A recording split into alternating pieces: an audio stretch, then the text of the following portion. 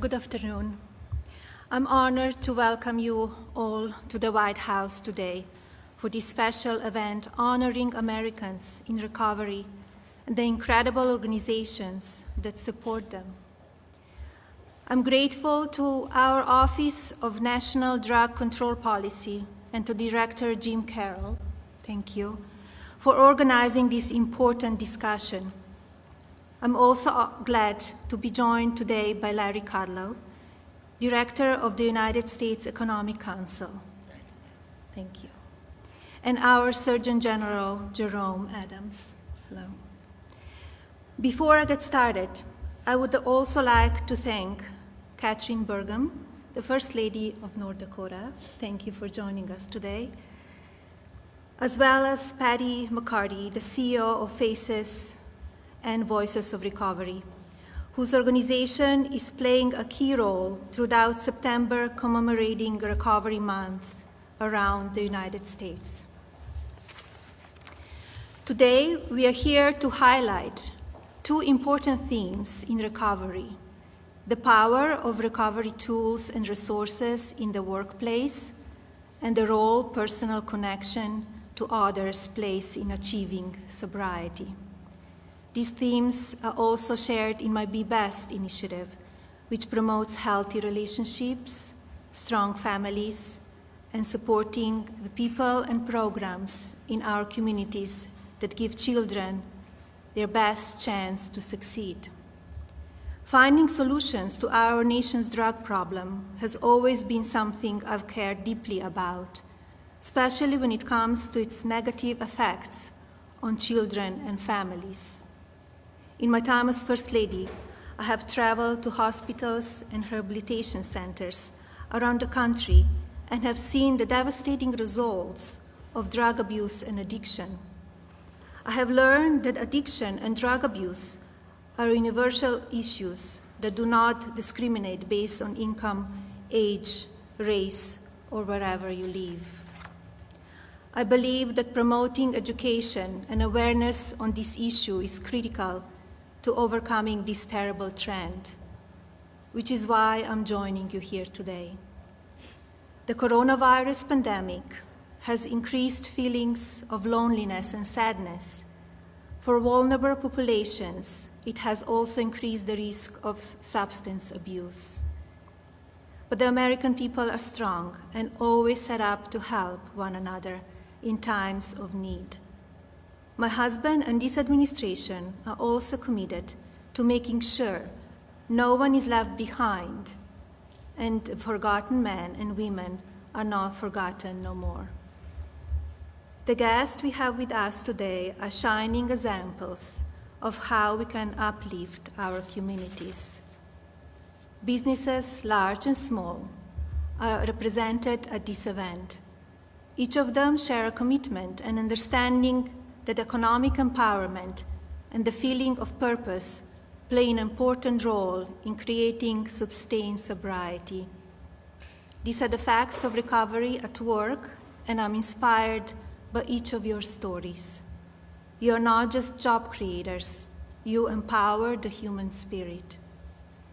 I want to thank all of you again for your outstanding work in making our communities a much stronger and accepting place for all Americans. Thank you very much. And now I would like to turn back over to Director Carroll. Thank you.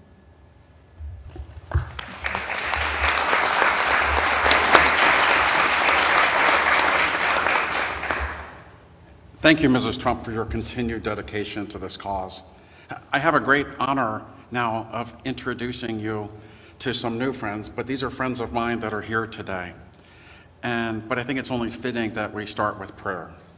And so the first friend that I would like to introduce everyone to is Reverend Jan Brown. And Reverend Brown is the Executive Director of the Global Recovery Initiatives. She's the Executive Director of the Spirit Works Foundation. She serves as the chairperson of the Board of Directors of Faces and Voices of Recovery, which we'll hear more about in a few minutes. And she's also been appointed by the presiding bishop of the Episcopalian Church to serve on the Commission of Impairment and Leadership. Reverend Brown, would you please lead us? Let us pray. God of all creation, we give you thanks for this glorious day. We give you thanks for the opportunity to come together, to listen to one another, and to share hopes and dreams and possibilities as they relate to issues of recovery in the workplace. We know that purpose and meaning are pillars of recovery. Help us be faithful stewards and intercessors for all in need of meaningful work, engaging with goodwill in this spirited dialogue. We ask that you allow the conversation to unravel organically, that our differences not get in the way, that we be fully present as we are here to do your work in this world. We know that in you all things are possible. Kindle in us your holy fire to allow us to be brave and bold and courageous around this important topic. We pray for those who continue to suffer with COVID-19 and their families and friends and those who are caring for them. We pray for those who are struggling with economic, financial, health, racial, and housing insecurities, and ask that you be with them to remove their fears and increase their reliance on you. We give thanks for the celebration of Recovery Month, honoring the millions of lives that have been restored because of recovery, the families that have been reunited, and the communities that are now thriving. We know that there are many in our midst who continue their struggles. Be with them now. Let them know that you are ever present and only a breath away. We pray for those who have died from overdose and other addiction-related causes. We pray for treatment centers, advocacy organizations, recovery organizations, and all those working to end and to serve those who are in or working toward recovery. Throughout this difficult season of COVID-19 and the ongoing addiction epidemic, remind us to maintain and celebrate our connections. Help us to always remember that we are the face and voice of recovery in this country and beyond. We pray for the leaders gathered here, that you would inspire us to find solutions that promote health and healing for all who have been affected by substance use disorders and any other addictions, and that you would equip us with the will and the skills to make those solutions a reality. Continue in us the good work you have begun. In your holy name we pray. Amen. Amen. Thank you, Reverend Brown, for that beautiful prayer. And when we first met, one of the first things that I did was ask her to pray for me and for the office on this issue, that we could continue to be led and guided to do the right thing. And so in addition to Faith leading us, and of course the First Lady being the North Star to always do the right thing, we've also been blessed at the White House with Larry Kudlow. Yes. He should be smiling, but I don't think that he is right now. In addition to being always a calm and reassuring voice, and as the lead for the Economic Council here, and the leading person really in the United States on economic issues, Larry is well known to all. But one thing I don't think is very well known, and I sincerely appreciate Larry coming forward today to be part of this, but Larry just celebrated his 25th year in recovery. And so Larry, congratulations.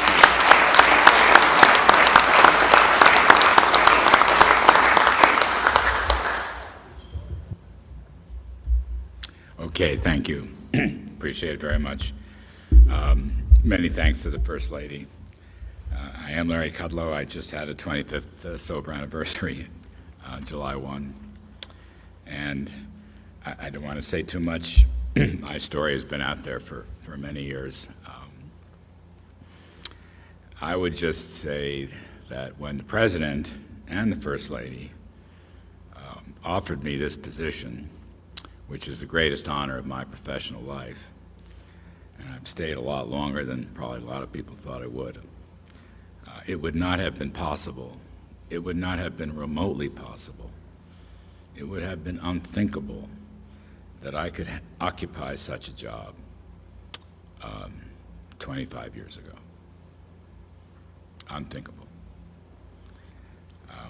I was a hopeless abuser of alcohol and drugs. I had tried several times unsuccessfully to get sober.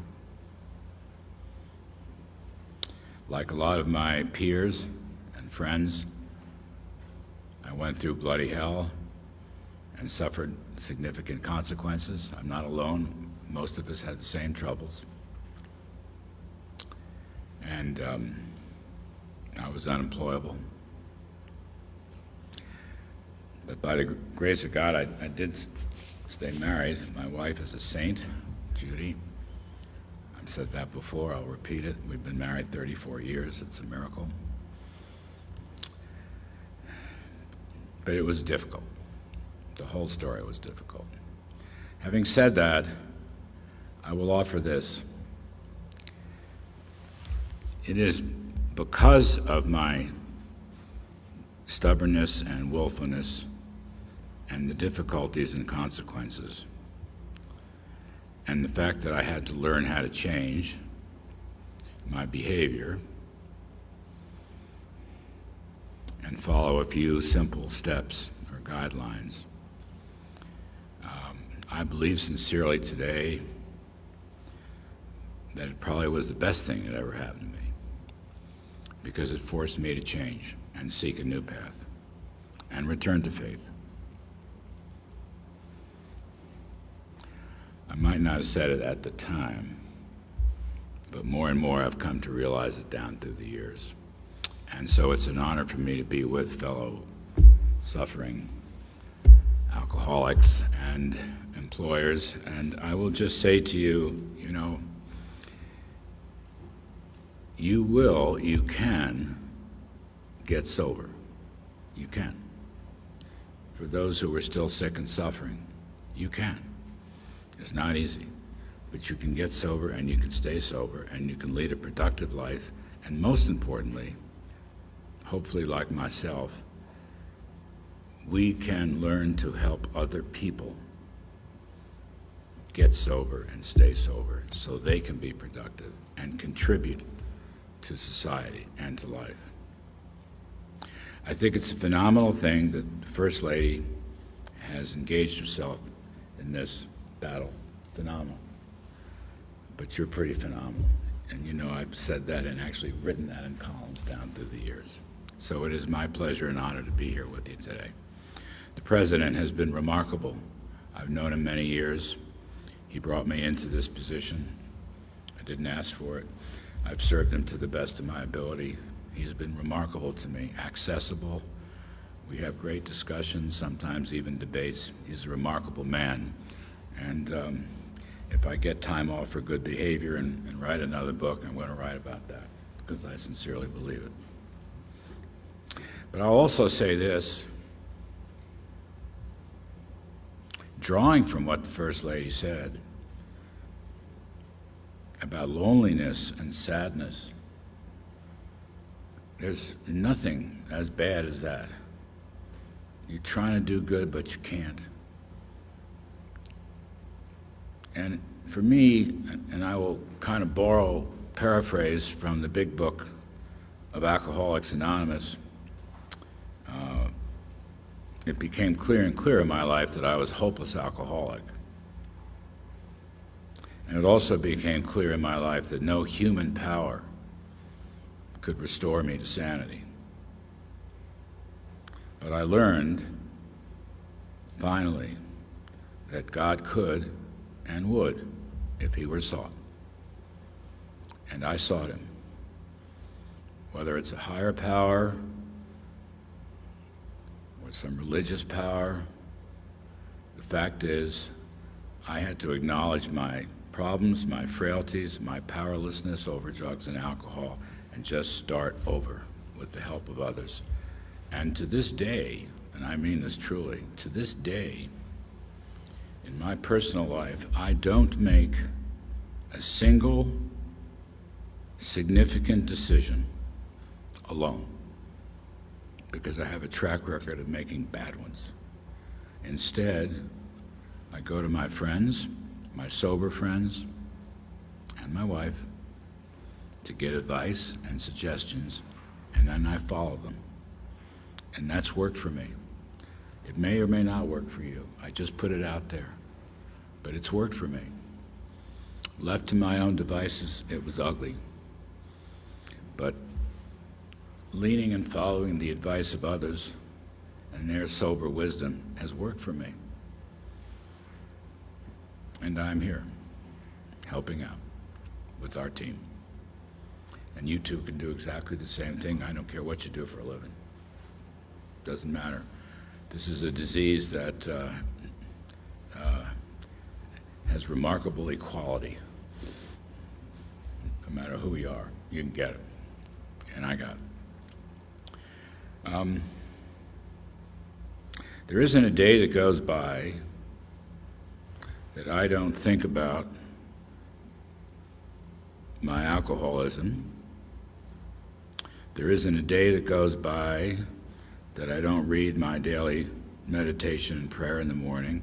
There isn't a day that goes by that I don't call or text one of my AA buddies. And there isn't a day that goes by that I don't say the Serenity Prayer. Not a day, for 25 years. Why? Because I have to. That's all. I need to be reminded of the main issue, which is my sobriety.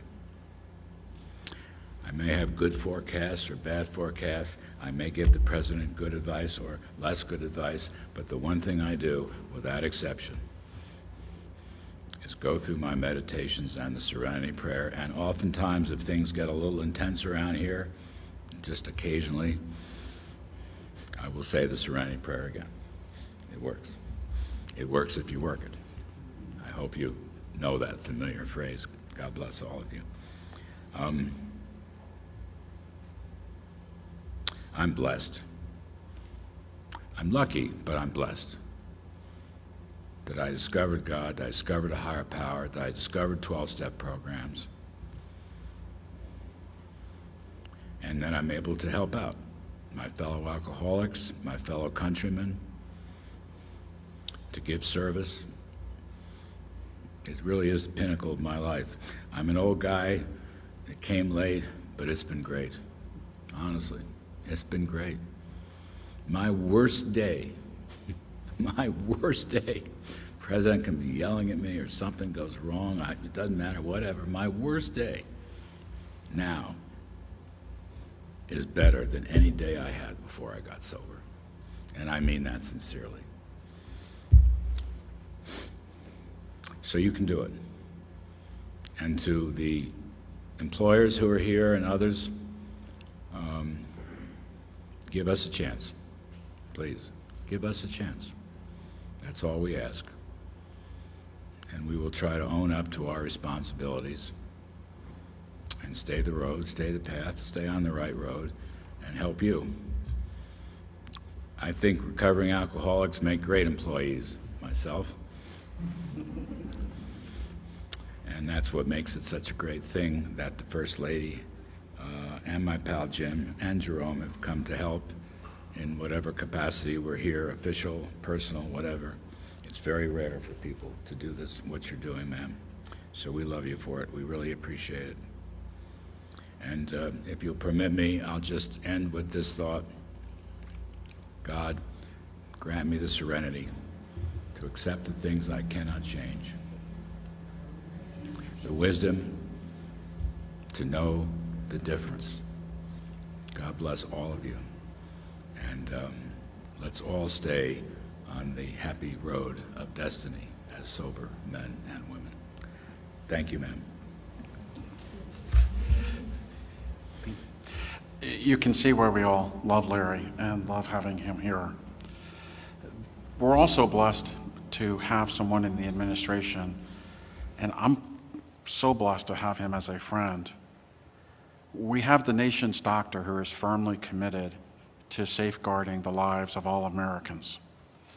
Dr. Jerome Adams also, like all of us at this table, and I think like so many of all Americans, understand what addiction can do to families, the pain that it has caused, sometimes at a funeral, sometimes at a hospital or a treatment center, or sometimes at a jail cell.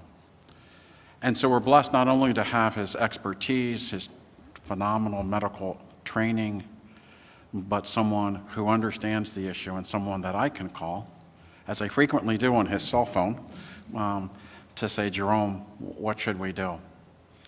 and he's always answered that call. And before I let you speak, one of the first things that you did was recognize the importance of naloxone. And I see you have it sitting in front of you. And for the first time in 13 years, he issued an advisory to talk about this issue. So I now would like to introduce my friend and a friend to all Americans, our Surgeon General, Dr. Jerome Adams.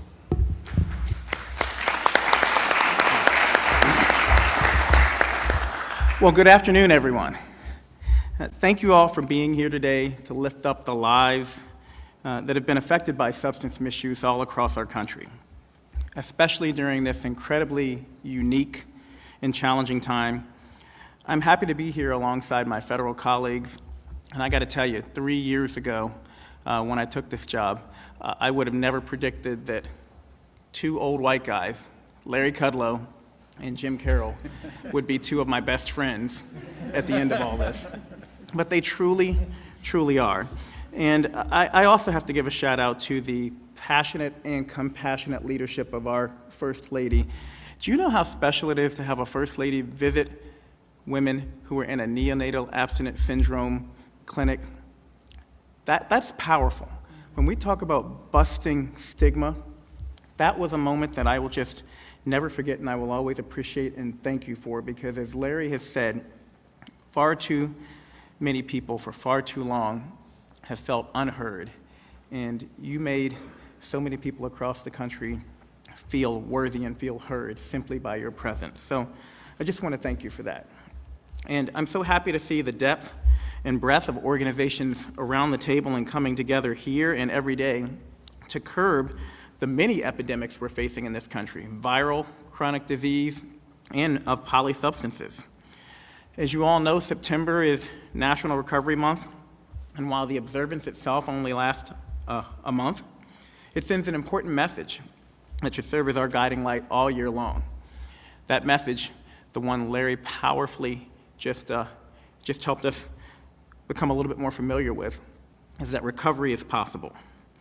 It's a message that I try to carry with me everywhere as I meet with individuals in recovery, as I meet with their loved ones, and health professionals and community members seeking to provide support. In many of those conversations, I see firsthand the powerful results when individuals fighting addiction are connected to care and provided the sustained support they need on the road to recovery.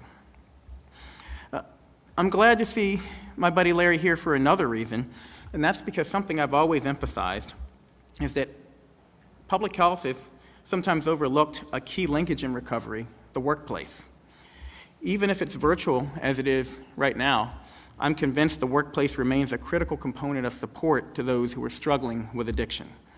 An estimated 2/3 of individuals who misuse opioids are employed. I remember visiting Fort Wayne, Indiana, and their health commissioner telling me that 70% of the overdoses in their county were among people who were employed. Given how much time employees spend at work and the powerful grip of addiction, it is possible and likely that many of these individuals will turn to substance misuse while on the job. The substance misuse rates in key industries are very high, such as the accommodations and food services industry, construction and mining. And SAMHSA's data tells us that 1 in 5 employees in the accommodations and food industry report illicit drug use in the last month. 1 in 5. Substance misuse and addiction is not only harmful to our health, but it also leads to absenteeism, high turnover rates, workplace injuries, and reduced performance on the job, and it's why we must address it holistically. On the other hand, and this is critical, we know that gainful employment is an important part of getting and staying healthy.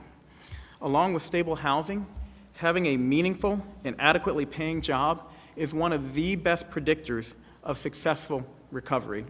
And I visited places like Belden, like Grayston Bakery throughout the country that give people a chance to work and have found that, as Larry has exemplified, they are often the most loyal and consistently productive employees that a company has once you give them that chance.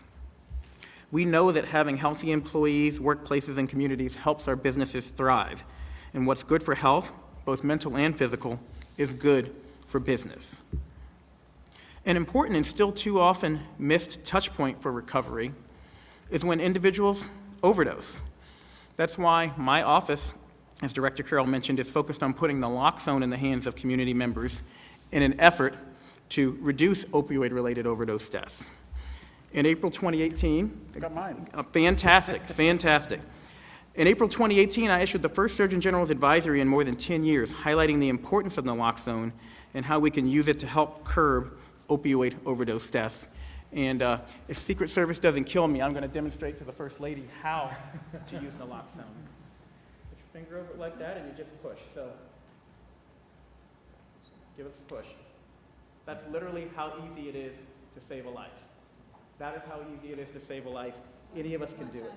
One-time use, yes. That's the intranasal form. This is the auto-injector form. Since the beginning of this administration, we've seen a more than 400% increase in naloxone dispensed, and this amounts to real lives saved in communities across the country, thanks to all of you, because we put the word out, we demonstrate good behavior, but you all are the ones that are making it happen on the community level. And I know first responders have made great strides to make sure personnel carry naloxone while on duty. So I'm grateful to ONDCP and CDC for formulating guidance for our frontline heroes, including law enforcement and firefighters, in delivering this life-saving drug while staying safe from COVID-19. I want you to hear me say this. COVID-19 is not an excuse to not deliver naloxone to someone who you suspect of having an overdose. It is a low-risk endeavor to deliver naloxone to someone, but there is a high chance that you could save a life. It's also important that we encourage those beyond our traditional first responders on how to use and to carry naloxone, including employees, employers, teachers, coaches, parents and friends, and first ladies. Speaking of engaging in and working with new and non-traditional partners, I'm also committed to working diligently with communities to address the opioid crisis from multiple angles. Any of you all remember this guy called C. Everett Koop? One of my predecessors. He looked a little bit different than me. He was a little bit older, had a big gray beard. Well, in the 80s, he put out a pamphlet called Understanding AIDS to every household in America. Anyone remember that? Detailing ways that everyone could get involved to stop the HIV epidemic. The opioid crisis calls for a similar approach, but my office took a 21st century slant and issued a digital postcard to educate Americans about the opioid crisis. The postcard provides tangible actions that every single citizen can take to raise awareness, prevent addiction, and stop opioid overdose deaths. And I hope you'll visit my website at surgeongeneral.gov, download the digital postcard, and share it with your loved ones, share it online, share it through your social media channels.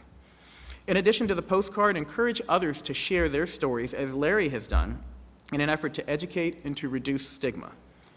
We know addiction is complicated, and we must work to help everyone understand that it is a disease and not a moral failing, and that it can happen to anyone. Reducing stigma can lead to better health outcomes, but if we don't, I remain convinced that stigma is and can continue to be one of our biggest killers. Unless our loved ones and their families feel comfortable seeking help, we'll never be able to get it to those who need it the most. And that's why I also want to give a shout out to First Lady Burgum from North Dakota, who's been very public with her story. That's how you bust stigma, with a First Lady of the United States visiting moms with substance use disorder, by a First Lady of North Dakota sharing her story, with Larry Kudlow in the powerful position that he's in, sharing his story of recovery. And I personally know the effects of how substance misuse and addiction can hurt not just the individual, but their entire family, friends, and broader community. There's rarely an individual suffering from addiction.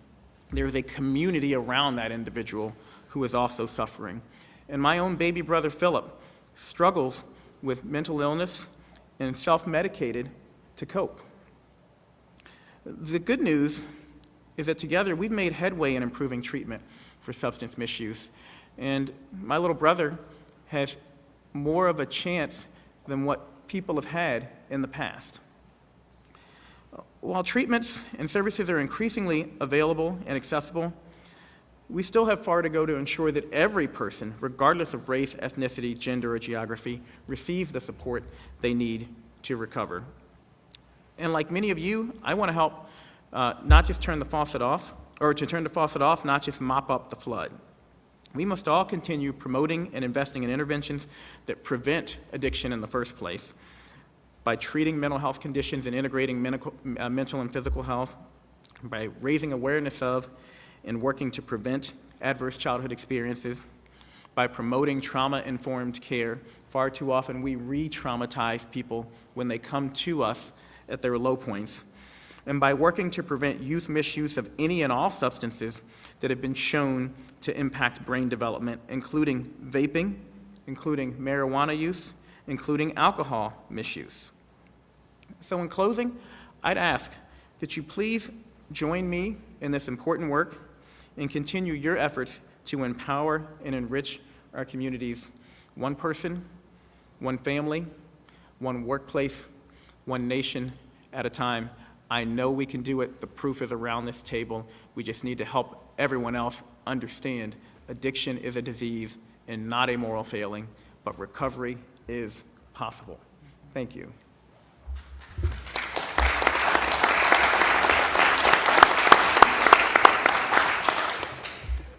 Thank you, General Adams. He stole my thunder a little bit. Now have the honor of introducing another friend from North Dakota, the First Lady. First Lady Burgum has been an outspoken advocate for those who sometimes don't have a voice.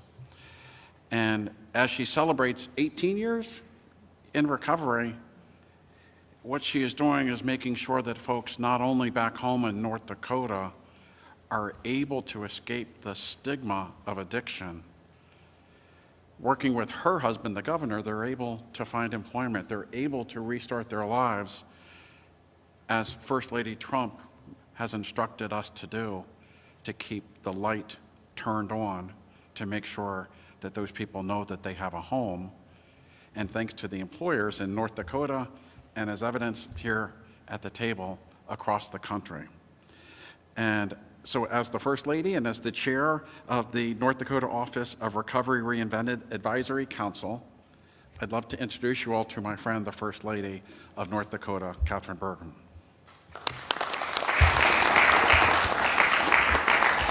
Thank you. Thanks so much, Director Carroll. I'm so grateful and honored to be with you all today. Thank you so much for including me in this important discussion, and thank you for the incredible work the Office of National Drug Control and Policy does to support and care for so many people across our nation. And thank you, First Lady, for your incredible Be Best initiative, especially your focus on opioids, and also your commitment and call to action around helping to eliminate the stigma of the disease of addiction. So, as everybody knows, September is Recovery Month, and as Director Carroll mentioned, I am 18 years now in long-term recovery from alcohol addiction, and I am deeply grateful for that, because I too, like Larry, would not be here today at the White House. I don't know where I'd be without my recovery, so I'm deeply grateful. My struggle with addiction started when I was young, when I was in high school, and followed me for 20 years of my life, including 8 years of relapsing. Two things were really important to me in finding recovery. One was asking for help, and the second was an incredibly supportive work environment and a deeply understanding team leader that was pivotal in helping me find recovery. When I became First Lady, I decided to share my addiction and recovery story publicly, which I had not done before, and at that point I had 15 years of recovery. That led the governor and I to start an initiative called Recovery Reinvented, which actually started as a one-day event focused around eliminating the stigma of addiction, but has really morphed into a statewide initiative with a lot of people focused on a lot of efforts around eliminating stigma. Those early years that we've hosted the conference, we've had it for 3 years now, we really had a population and an audience that was already deeply engaged in behavioral health and recovery and addiction. We decided to pivot and focus, about a year ago we decided this, and focus on corporate America a non-traditional audience that could really make a big impact in eliminating stigma. So this year at Recovery Reinvented, one of our initiatives, we have our fourth Recovery Reinvented will be happening this year on October 28th. It's all virtual, but our initiative one of them is focused on eliminating the stigma of addiction and building recovery support in the workplace. So when we pivoted to this a year ago, I decided that in my speaking engagements, I would focus on businesses, and I would focus on eliminating the stigma of addiction. So I spoke to two really big audiences. One was the Chamber of Commerce for all the little cities across the state of North Dakota, and the second was at the Amazon Web Services Public Sector Summit. And then I decided to, at those events, ask people to stand with me and be a face and voice of recovery at these big business events, which you could have heard a pin drop in those rooms when I asked people to stand with me, and people did. And then there was thunderous applause and support for those people. And that's really what a recovery-friendly workplace should be like. It should be an environment where there's no shame in admitting that you're in recovery and that you're a face and voice of recovery, or that you're a person that's struggling and might need help. In North Dakota, we are all in on the concept of peer support specialists or peer recovery specialists. And there are two reasons why we're all in on that concept. And one, it's because 50% of our state is rural, and we're never going to have all the behavioral health services that we need to reach people struggling in all corners of our state. And two, because it's a career path. It is a career path for people that have struggled with the disease of addiction or behavioral health and have criminal backgrounds and cannot find jobs. So it is a career opportunity also. We have 472 people trained in our state as peer support specialists. We have a certification for them, and Medicaid reimbursement is now in effect for that service in our state. At this Recovery Reinvented event that we're going to have on October 28th, we are focused on we're focusing on a lot of people. We celebrate people that do things differently related to helping other people who struggle with the disease of addiction. This year, we're focusing on a company called Solid Comfort, which makes furniture for companies like Marriott, Hilton, Wyndham, and Best Western. 75% of their current employees either struggle with addiction or have criminal backgrounds or been incarcerated. So they attract this underdeveloped and underutilized pool of candidates through their program called Solid Start. They actively recruit team members that were incarcerated. They participate in job fairs behind the prison walls. They maintain relationships with probation and parole officers, local judges, and drug court administrators to keep that steady pipeline of people coming to work at their location. They believe that the greatest benefit isn't about good business for them, it's about communities they serve, helping empower people with second chances to remake their lives. And they know that when we all do better, we all benefit. So in closing, I believe the two most impactful recommendations that I can make today to support building recovery-friendly workplaces are, number one, encourage businesses to contract with peer support specialists as an extension of an EAP program. And number two, have senior level executives and managers focus on eliminating stigma by talking openly about addiction and mental illness, which can turn into a culture of openness and a safe environment for employees to talk about the issues that they face. It starts at the top level. It's not only a human resources function to create culture in organizations. So thank you again for inviting me to be a part of this discussion today.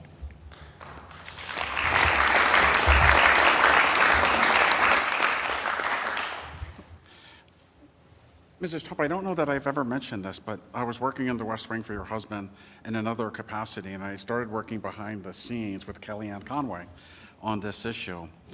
And I realized this position was open. And as I did mention publicly about 2.5 years ago, my wife called me, and it turns out we had a family member who needed to get in detox that day. And so I knew that I wanted to get into this position. And when I met with the president, his parting words to me after talking about this issue, and we spoke about his brother Fred, who had died of this, his parting words as I left the Oval Office and we were talking about saving lives, he said, "Be relentless." And it's been my charge to my staff to be relentless on this. And the next person that I want to introduce is someone who really epitomizes that and has lived up to the charge of being relentless. Even though she didn't know the president told me to say that, it's someone that I think she has done that every day. And Patty McCarthy, the CEO of Faces and Voices, is a person in long-term recovery. And when I took the job and came over, they said the first person that I need to meet, because she is truly the national spokesperson for people in recovery. She's been an ally in getting key legislation passed. She's been an ally in making sure that those folks are heard on Capitol Hill and that they're heard here at the White House. And so I now like to introduce my friend Patty Metcalf. Patty, thank you.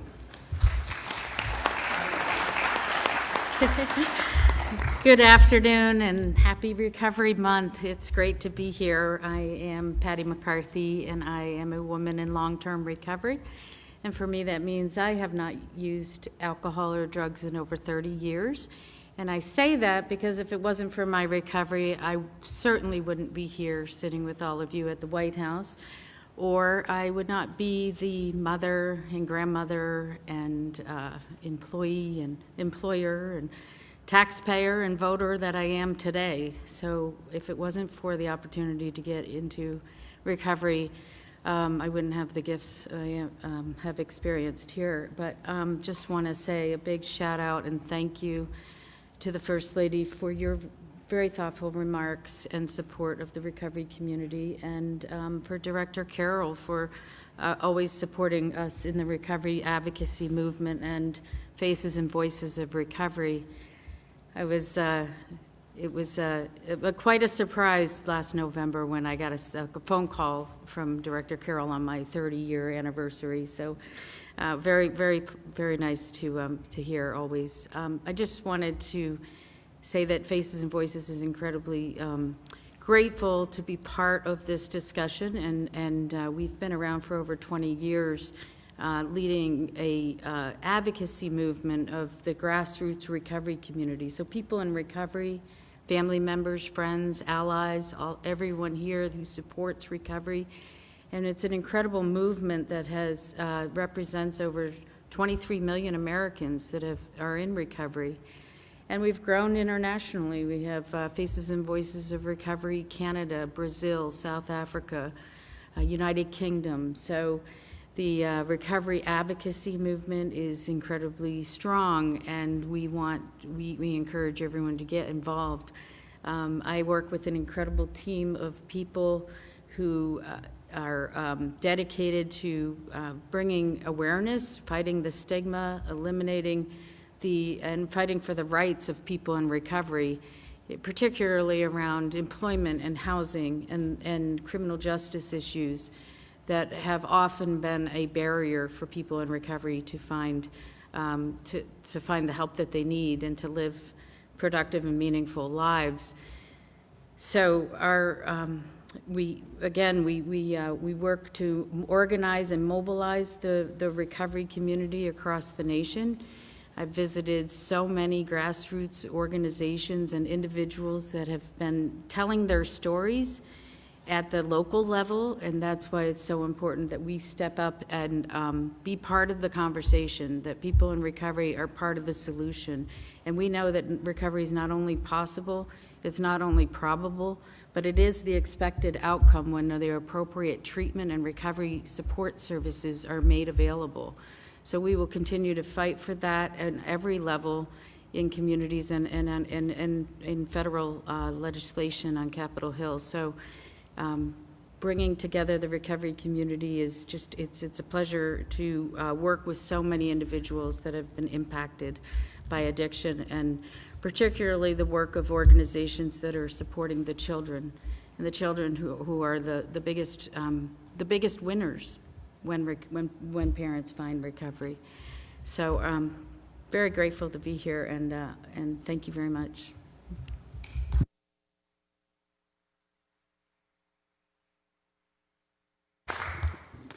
Mrs. Trump, I know you have another obligation to go to. Well, I have a surprise. I changed my schedule. Oh my gosh. I changed my schedule, so I want to hear the stories. I read the amazing biographies of these people, so I want to stay and hear from you. So. Oh my gosh, that's great. Thank you. You can see why we're so blessed to have Mrs. Trump as the First Lady and so dedicated to this issue. You know, Larry, you said a minute ago, you know, that you're in the Oval Office and the president raises his voice at you. We've never had that. I really don't know what you're talking. It's just you, Larry. Yeah, it must just be you, Larry. The toughest person in the room, really, for me to win over probably was Mrs. McCarthy. Patty, you know, I think wasn't sure when I came in whether or not I was going to be the advocate, but having a family member and having you with Philip and having a family member, and Patty's not shy about, I said I'm not shy about picking up the phone and calling Dr. Adams. Patty's not shy about picking up the phone and calling me. That's a compliment, actually. So at our office, it is important that we have people like the folks we've introduced so far nearby to make sure that we're doing the right thing. But it's also critical to make sure that here at the White House, in my office, that as the principal drug advisor of the president, that we have people much closer by to me who could make sure that I'm doing the right thing. And so to begin the next part of the panel is one of those people, and my colleague Peter Gamond, who's been working at the Office of National Drug Control Policy for 10 years and is a person in long-term recovery.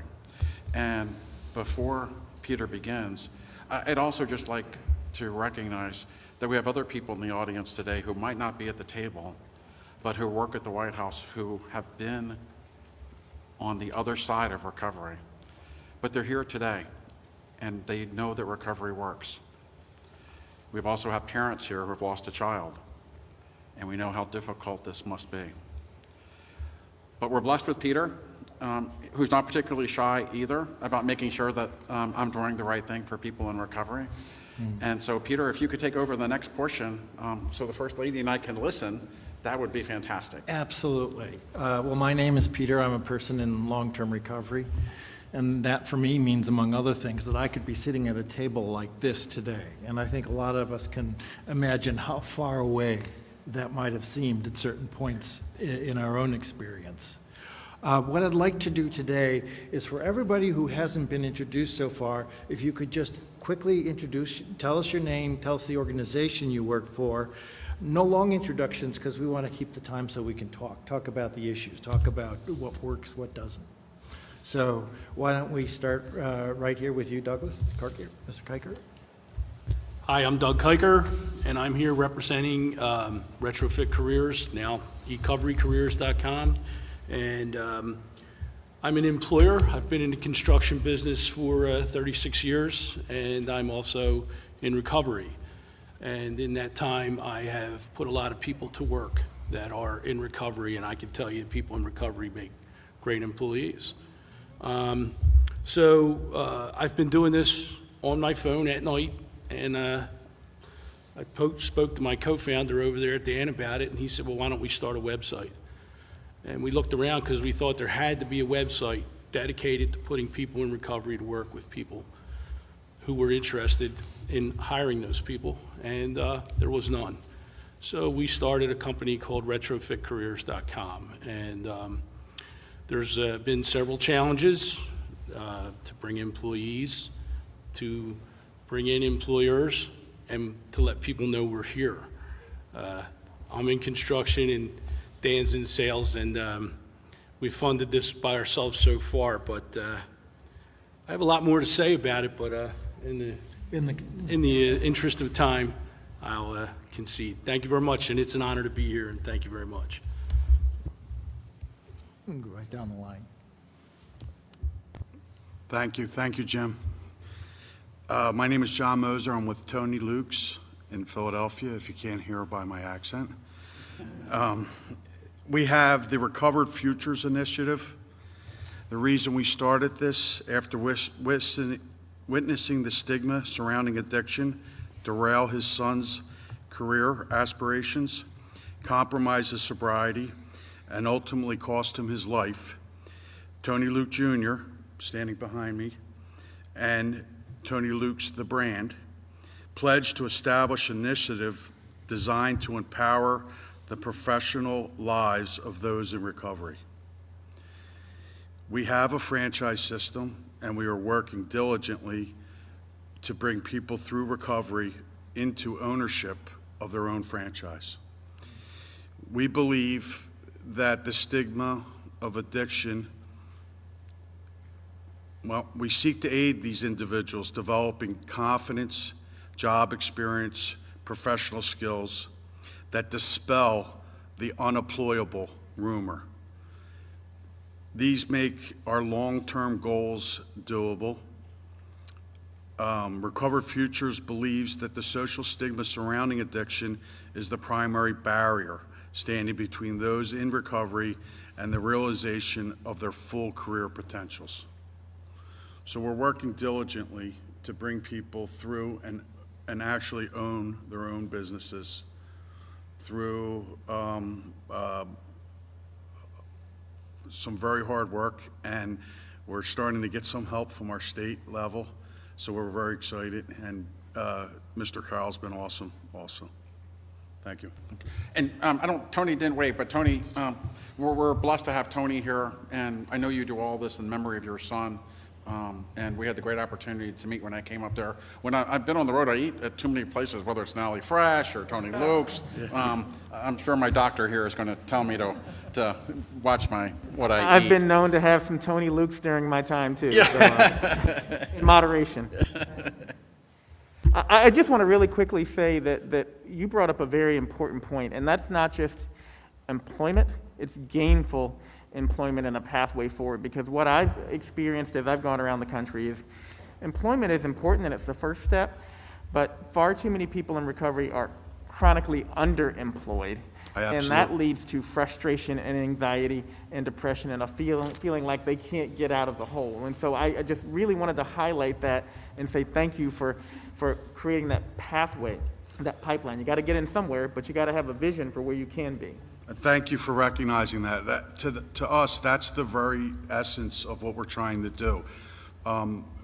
Everyone that we've met and worked with in recovery are super intelligent people, extremely intelligent, I should say. Unfortunately, I feel the stigma has put these people into dead-end jobs. There is no stigma in our operation, not at all. And we are working for that. Thank you for pointing that out. I appreciate that. Thank you. And as we move along, if we could try to be brief, because we do want to have a discussion across the table, too. Thank you. I'm John Moinzad. I am the founder and owner of Forged Modern and Ventana's Sober Living. I am a designer and an artist, and I am also in recovery, grateful to be in recovery. What I have done is I've transitioned what I used to do to change people's atmospheres to actually changing their lives. We create a line of beautiful architecturally significant furniture that is for commercial and residential use. A percentage of those proceeds go to support people in their continuum of care through a beautiful, rewarding sober living program that's open-ended. We have a stigma-free, obvious environment, but I've had an opportunity to take the relationships that I had forged in my previous life as an interior designer before shifting my focus to what's really important.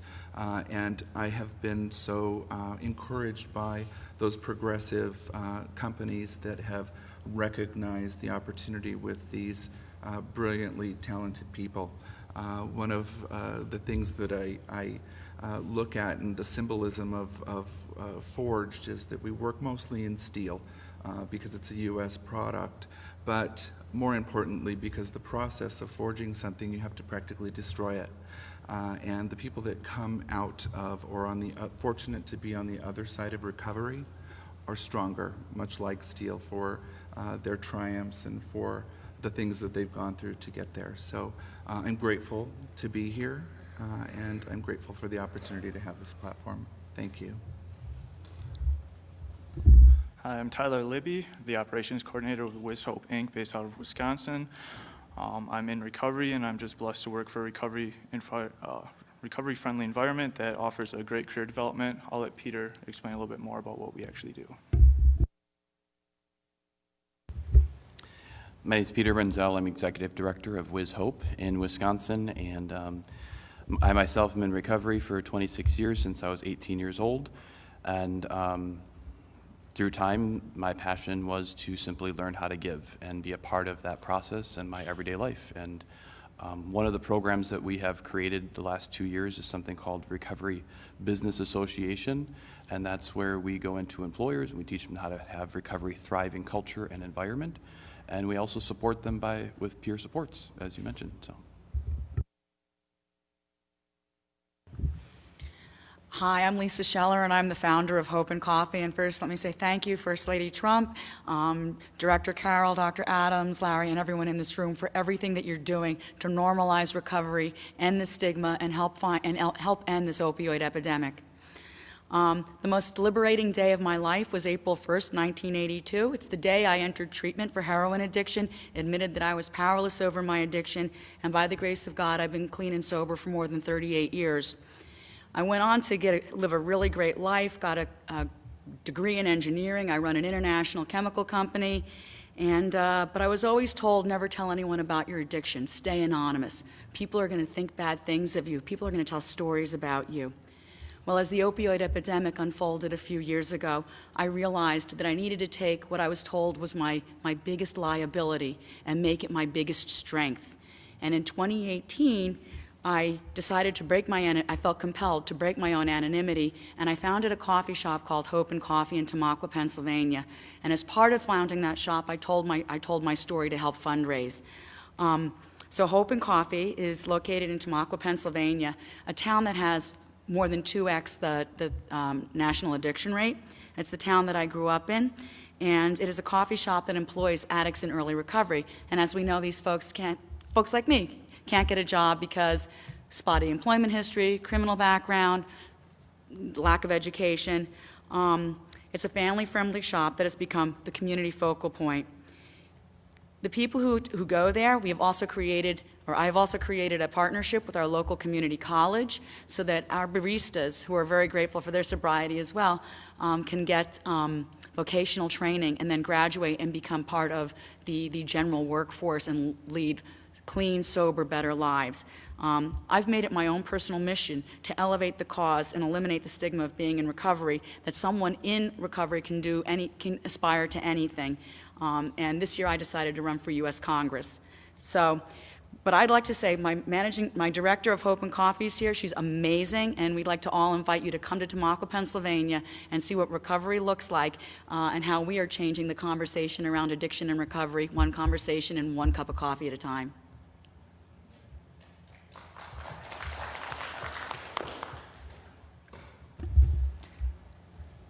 My name is Lauren Calora. I'm the director of Hope and Coffee. I am also very thankful to be here. Thank you for having me today.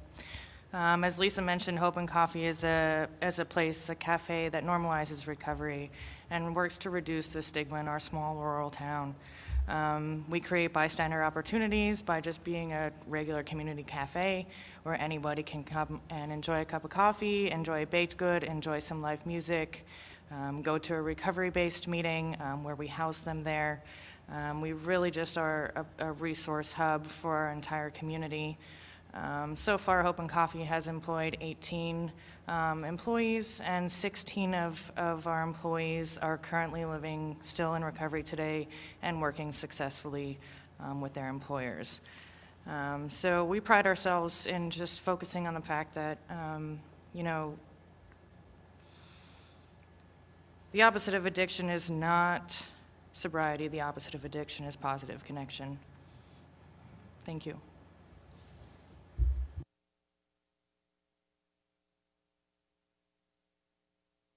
Sorry. Good afternoon. My name is Brian Corson. I'm the founder and executive director of MVP Recovery. So we're the largest and most comprehensive recovery program in the region. We're about 15 minutes from Philadelphia. And I come here to you today as a father of 3 young children, as a member of the community, and specifically as a person in long-term recovery myself. I'd be remiss not to say that a little over 16 years ago, I wasn't invited to just about anybody's house. So for you to have me at the White House today, I want to thank you very much. And for anybody that's watching this or listening to this, if that doesn't show that recovery is not just possible, but recovery is amazing if you really stick and stay and utilize what is available. And when we talk about recovery at MVP Recovery, we talk about what SAMHSA identifies as the 4 components of recovery, and that's health, home, purpose, and community. Those are the things that an individual needs to be in a program of recovery, and that's what we focus on. As we've identified treatment and different things like that that help people get to that point, here at MVP we identified that there was more to obtain and maintain long-term recovery. And when we talk about purpose, employment comes so hand in hand when we talk about having a purpose. And what we were seeing is individuals in the midst of this epidemic coming into us, and they're 19 years old, and they have a criminal charge behind their substance use, and that felony is following them for the rest of their life. And we're telling them that anything is possible in recovery except for these certain jobs over here. And that's something that we're looking to, with the assistance of individuals like you here today, to work on that. Because as everyone's talking about, when someone gets sober and someone gets in recovery, sky's the limit, and we see that every day. And when we see barriers that are put in place that is not the individual's full-on responsibility, but is a consequence of this disease of addiction, we want to help support them and move them forward with that. Like most things, as we identified these issues, I'm sure it's the same thing here at the White House, is we identified these issues, and my wife came up with the best ideas for it. So I'm going to have her share what programs that we established here at MVP. But I want to thank you for having us here today, and thank you for your commitment to this.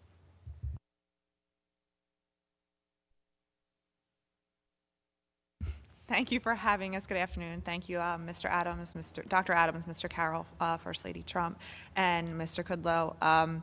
As you did share, I am a person in long-term recovery, and as it says in the big book, you will be rocketed to the 4th dimension, but boy, this is a trip.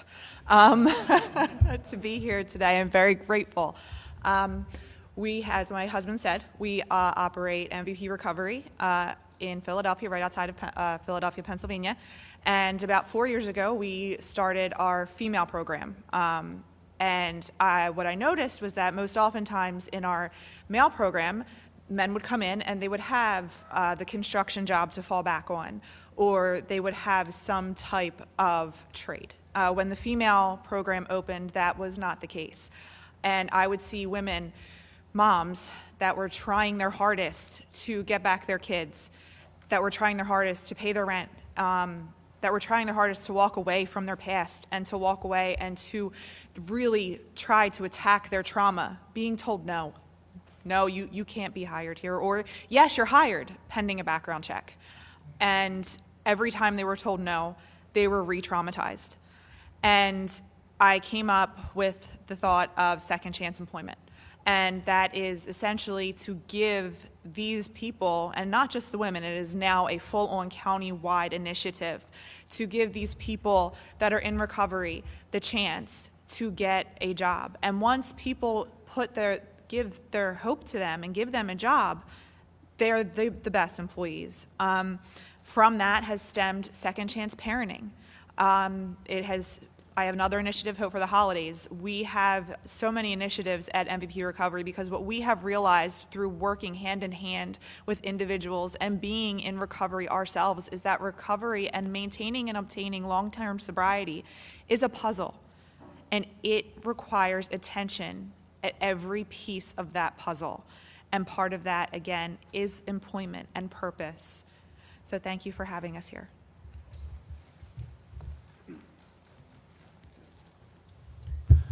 My name is Dodd Wood. I'm from Anderson, South Carolina. I'm a small business owner. I'm in the insulation contracting business. So I'm a small business in a small town, and it's just a blessing to be here, to have opportunity to speak and listen to these wonderful stories and this group of people. And I just want to say that it's a blessing. But my story of recovery is never had to be a recovery. Thank the Lord, I've never had an issue with substance abuse, and I know it's a blessing. But I do see it. I see it every day, and I try my best to hire and promote and give the opportunity and chances to the gentlemen in our community who do have problems. And that's what I've found so many times is they're shut out of so many opportunities. And with what I do in the insulation contracting business, it's not a very glamorous job. It's usually a starting point. But I try to tell the guys as I hire them to start off at this level of work that I'm giving you the opportunity. Show me what you can do, and we'll help you find a better job as you prove yourself. And that's what I try to explain to you. Mine's the first step. Mine's the opportunity to show that you can do the work. And if you're better at it and you want a better job, I'm going to help you find. If I find a better job, I'm going to take it. That's what we're here for. And so that's the whole idea. So I try to lead them that way. Try to show them that that we do love them. They're going through these problems. They think their life could be at a dead end, but it's not. They can always start over. You could end up working for President Trump at the White House. That's how far you could go if you're dedicated and you want the if you do what you're supposed to do, have the self-control and self-esteem to do it. But I just try to give them as many opportunities as they can, because that's the biggest gift I can give them is the opportunity. If they show me they can work, I can promote them as far as I can promote them, but most of all, I can help them find their next step, their next job, and hopefully have them reconcile with their family or whatever it is they're trying to do, because it's the most important thing. They know they can talk to me. I'm there to listen to them. We have a devotion once a week with all my guys that if they're interested. But I just want them to know that, it's not, this may be and honestly, may be a bad job. It is. I been doing it all my life. I know what a bad job. I mean, it's not fun. It's not a good one. But you have to start somewhere, teaches you good work ethic, get your self-esteem up, and we'll go to the next step. So, thank you. One other thing, and before we jump on, I just want, talking with Brian, Christine, and Dodd, is I know Secretary Scalia wanted to be here today from the Department of Labor, and the statistics show, I mean, this isn't just us sort of feeling it, the statistics show that employees in recovery are the best employees. They're so grateful. We have the opportunity to work, whether it's for the President of the United States, whether it's to work, for you in Carolina, to work at the restaurants.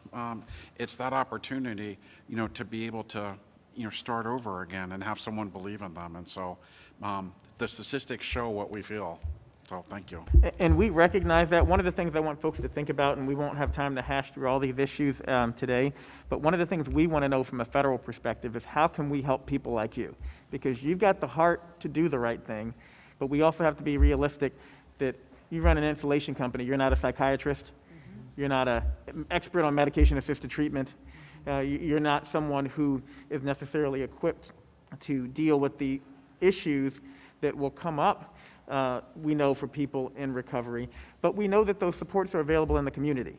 And so we want to understand what we can do to better create that connectivity between the support services that are probably already right there in your community, or that we can help make available in your community, and the opportunity that you're giving people so that they can be maximally successful in recovery. Thank you. Appreciate it. Hi, everybody. I'm Julie Funkhauser. I'm the co-founder and CEO of the Recovery Connection, and I just have to say, it is beyond an honor and a privilege to be here, and I hope I'm not the only one that was totally nervous this morning about this.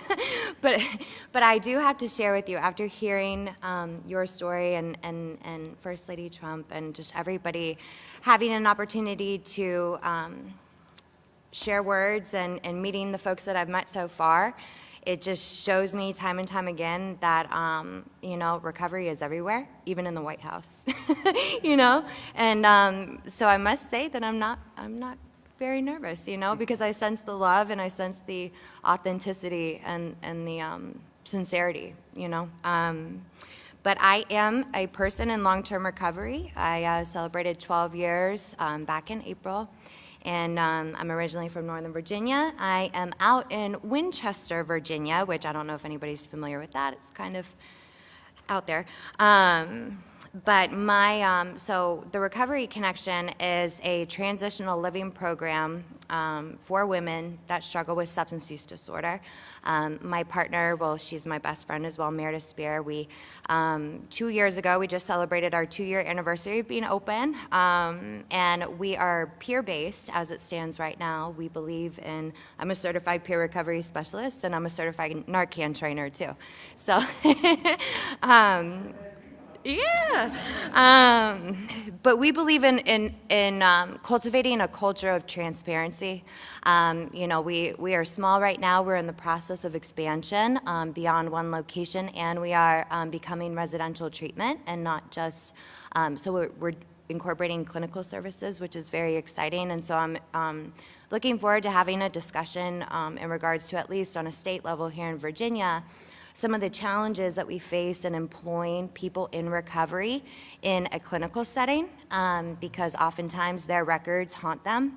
And so, you know, that's something that we face on a regular basis because we're in the hiring process right now. And, you know, I have a line out the door of people in recovery that want to work for us because they believe in that unspoken automatic empathy, you know? And we can't. Because there's, you know, legislation that blocks that. So I'm looking forward to having a discussion. I am also a mental health and recovery advocate, and I didn't intentionally sign up for that. Unfortunately, I lost my husband, Danny, to an overdose on September 11th, 2018, an already very solemn day. And so, you know, coming up on the 2-year anniversary of that, I kind of, you know, after his passing, you know, the events leading up to his decline were indicative of some gaps that existed in the system, and every crack that was there, he fell through across several different entities at the crisis level. And so I found a passion in advocating for different types of crisis intervention services, and I just wanted to share, I'm thrilled that in the state of Virginia, as of July 1st, a piece of legislation, SB 903, known as Danny's Law, was passed uncontested. So that's laying a foundation to provide standard operating procedures and how substance use-related emergencies are handled in the emergency rooms and hospitals. So I will close with this very, very quickly. When I decided to dive into advocacy, I didn't know what I was doing, but I remember saying to my dad, he has 36 years in recovery, and you know, he said, "You're going to do this, kiddo," and I said, "One day I'm going to get to the White House." Guess what? So thank you so much.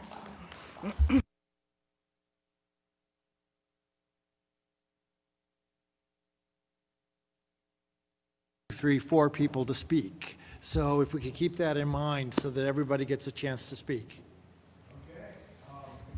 Doc, the director, First Lady, and Larry Kay for having us here. My name's Greg Nally. I'm a chef and founder of Nally Fresh Restaurants in the Baltimore region. Fortunate to have 11 locations. 3 of them I solely use for what I call second chance. And it's not just drugs and alcohol. It's rehabilitation from prison and a lot of other things.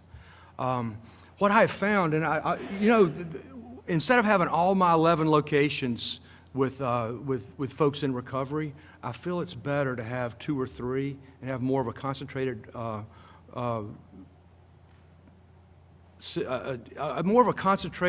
energy or synergy with the people, because it's mentioned several times today, and it's that connection.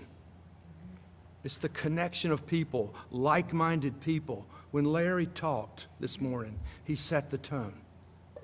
Like-minded people that you can talk to. And this whole thing for me is drinking is but a symptom. Drugs are but a symptom. It's everything else.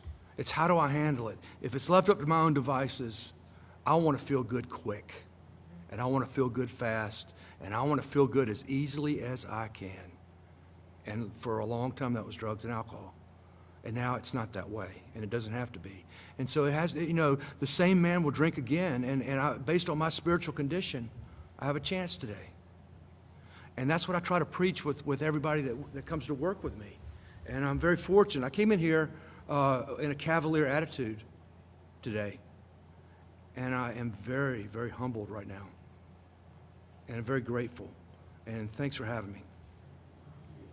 I know time's limited, but I have to say, Greg, I talk about the stores. You know, I was able to visit the store once, and I shared that story about the practice there because it blew my mind because, you know, I'm so often going to a situation or a location where they have like one person or two people in recovery. And much like Patty, Greg sort of slapped me around and said, no, we're bringing everyone together in one location because they can recognize when someone is about to slip, when someone is about to go down that path, more so than someone who has never experienced the disease of addiction. Someone else can see. And I think you were the first person to said, you relapse before you relapse. You know, so thank you for putting my head on the right way near the beginning of my term. Thank you. Hello, I'm Dr. Donovan Beckett. I'm the CEO, Executive Director of Williamson Health and Wellness. I'm also a physician that practices medicine. Thank you all for having me here. It's an incredible honor. We're in southern West Virginia, right on the Kentucky border, which is, you know, as you know, has been devastated by the opioid epidemic and addiction. Our clinic, it's a federally qualified health center, but we see it as the economic driver for the community. So we are a traditional clinic, but we've done a lot of things outside the box. Our motto is being different on purpose, and that's very important for recovery, addiction, the stigma that we've all talked about. But with us, we've started farmers market, we started community garden, all these things associated with our clinic. But one thing that happened after we'd started our medically assisted treatment program was, you know, we knew an integral part of recovery was having employment. So we looked at possibilities and came up with a gluten-free bakery that just took off amazingly well. And so well that it's expanding. Now we're going to locate into a new space.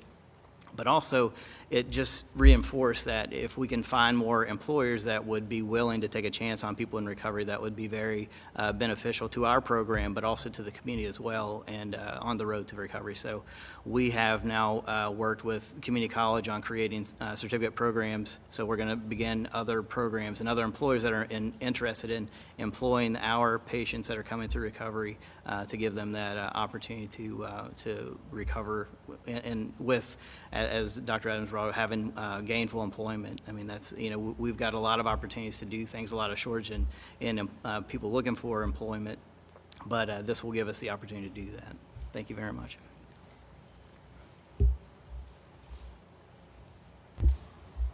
Good afternoon, everyone. My name is Keegan Wicks, and I'm a person in long-term recovery. I am with Faces and Voices of Recovery, and specifically I just want to spend a moment to talk about the word connection that's been referenced throughout the day today. I think that is such an incredible description and something to carry with us as we travel through all of September during National Recovery Month. We are at Faces and Voices really fortunate to be afforded the opportunity to coordinate efforts for National Recovery Month in our 31st annual celebration. I encourage all of you to continue to follow along and celebrate with us and in your own events and in your own communities throughout America. And for that, I'm grateful. Thank you. Dr. Tracy Strawberry, and grateful to be here. I am also the wife of former Major League Baseball player Darryl Strawberry, whose story has been very public, so addiction and alcoholism can affect anyone. I also have 21 years in recovery from an addiction that I had to surrender custody of my children.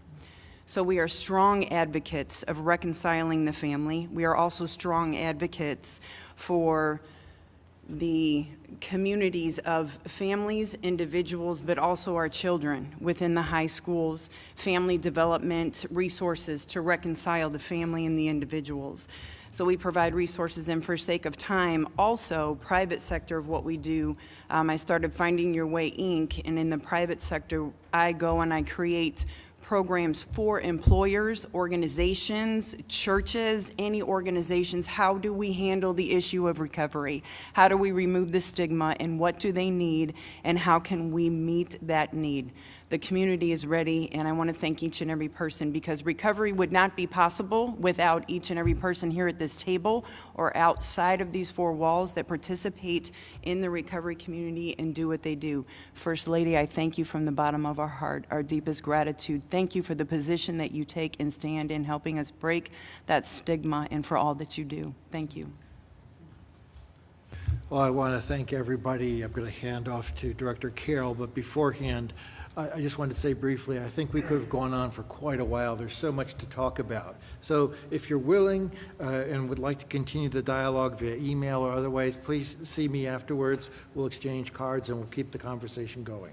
With that, I'll hand off Can to I Director ask a Carroll. favor of you and Director Carroll also? One of the things that I think is critically important is that we find a way to start to publish and catalog each of your stories and experiences, because we know that to some extent having it in the published literature then leads to the evidence base that's needed to create new policies and to further facilitate funding and resources, and that's one way of busting stigma. And so I actually have a Surgeon General's report that's coming out in October on community health and economic prosperity. And we talk about recovery-friendly workplaces, but we also talk about other businesses that are investing in their communities in an array of ways. But I think one thing ONDCP could do, and I would love to work with you all on this, is figure out how we pair you all up with some academic centers and actually start publishing some stories, some vignettes like they do in the Harvard Business Review, to say this is a proven way of increasing your workforce. It doesn't provide extra legal liability. One of the problems that I've found is that any of you all who own businesses also have lawyers whose job it is to protect you, and they have they're subject to stigma also. And so we need to publish and say, not only is this not a legal risk, but actually they have less workman's comp claims, and these folks actually have a lower legal risk than everyone else out there. But that's something I think we could do together to help lift these stories up, and not just let them end with a roundtable discussion today, but become the start of us busting stigma in the literature and creating a pathway for other people to follow your example. In closing, I do hope to stay and be in touch with you all. I've been able to visit you so many places. I look forward to going to North Carolina, coming to North Dakota at the end of October. The First Lady's promised the weather will still be nice, maybe still warm. No snow, even though it's North Dakota. The reality is that all of you have come from across the country to be with us today, to share the stories of recovery and hope, and to talk about that life goes on, and that not only that recovery is possible, and that with the love and support and with the faith of God, it's probable. It can be that continuation. And we would not be possible, though, without the brave leadership of the First Lady, and also her incredible kindness and generosity in letting us use her home, the America's House, for this. And so, Mrs. Trump, thank you for hosting this event here in your home and allowing us to hear the stories of the people that are out there from across the country and really doing God's work and bringing forth the economy on the rebound, and the personal stories on the rebound. So thank you very much. Thank you.